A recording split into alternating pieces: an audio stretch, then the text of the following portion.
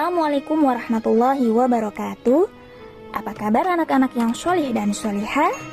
Kembali lagi di pelajaran Pendidikan Agama Islam dan Budi Pekerti untuk kelas 6 sekolah dasar. Materi hari ini yaitu lanjutan dari pelajaran 4, Ayo Membayar Zakat, dengan subtema 3, Orang yang berhak menerima zakat, dan subtema 4 yaitu Hikmah berzakat. Namun sebelum memulai pelajaran, mari kita berdoa terlebih dahulu. Bismillahirrahmanirrahim. Rabbi zidni ilma warzuqni fahma. Amin ya rabbal alamin.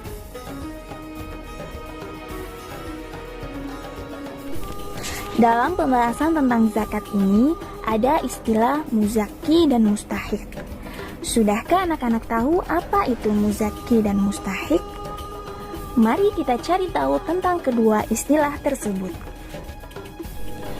Muzaki yaitu sebutan untuk orang-orang yang wajib mengeluarkan atau membayarkan zakat. Sedangkan mustahik yaitu sebutan untuk orang-orang yang berhak menerima zakat. Allah telah menetapkan golongan orang yang berhak menerima zakat dalam firman-Nya Quran Surat At-Taubah ayat 60. A'udzu billahi minasy syaithanir rajim. Innamas shadaqatu lil fuqara'i wal masakini wal 'amilina 'alayha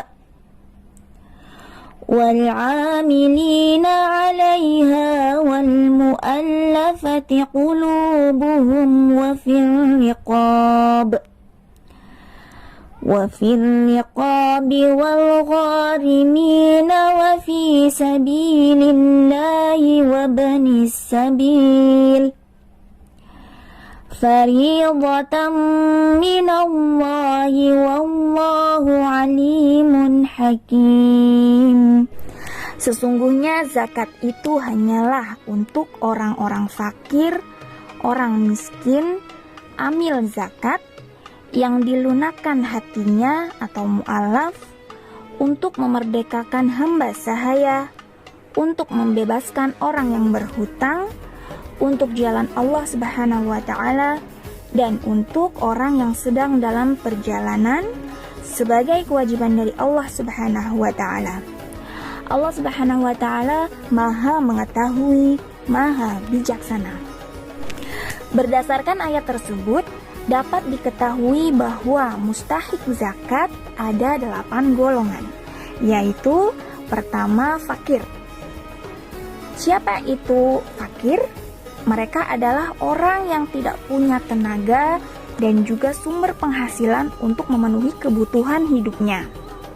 Kedua, miskin, yaitu orang yang tidak cukup penghasilannya untuk memenuhi kebutuhan sehari-hari.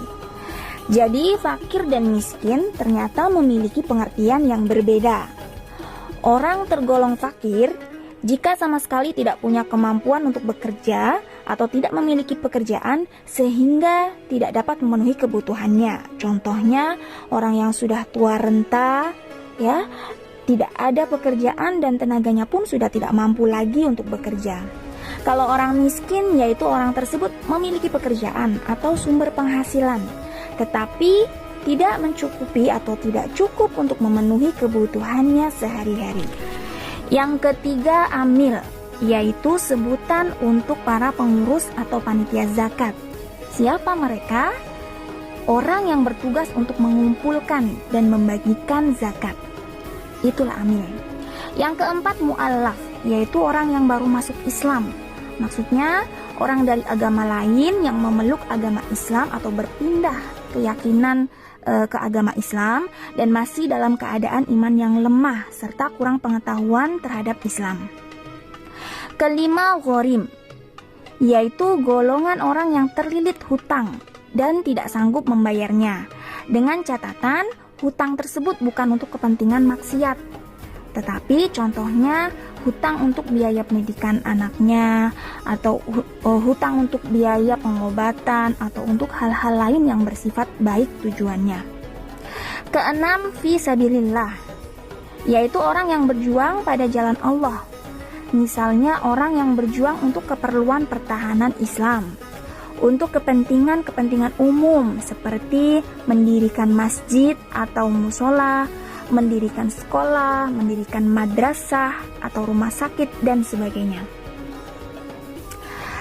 Ketujuh, hamba sahaya, yaitu budak yang harus dimerdekakan atau orang yang ingin menebus dirinya untuk merdeka.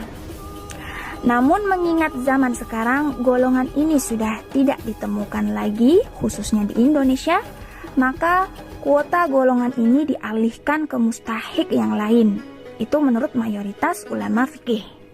Namun ada juga beberapa ulama yang berbeda pendapat bahwasanya golongan ini masih ada, yaitu para tentara muslim yang menjadi tawanan. Kedelapan, Ibnu Sabil, yaitu orang yang sedang menuntut ilmu namun kesulitan dalam pembiayaannya.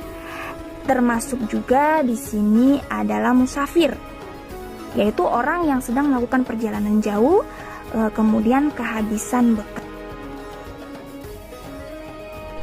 Hikmah berzakat diantaranya: 1. Zakat dapat membersihkan harta dan jiwa si pembayar zakat dari berbagai macam penyakit hati. Apa saja itu penyakit hati? Contohnya kikir, tamak, rakus, sombong, dendam, dan sebagainya. Kedua, zakat dapat membantu orang yang kesusahan atau kesulitan dari segi ekonomi. Kemudian ketiga, zakat mendorong manusia untuk berjiwa sosial dan peduli kepada sesama. Keempat, mendorong manusia untuk bersikap jujur dan bertanggung jawab atas harta yang dimilikinya. Dan hikmah yang kelima, mengingatkan manusia bahwa harta dan kekayaan hanyalah titipan dari Allah Subhanahu wa Ta'ala. Baik anak-anak yang solih dan solihah, sekian dulu materi kita pada hari ini. Jangan lupa terus semangat belajar dan mengaji, tetap jaga kesehatan, dan sampai jumpa pada materi pelajaran selanjutnya. Wassalamualaikum warahmatullahi wabarakatuh.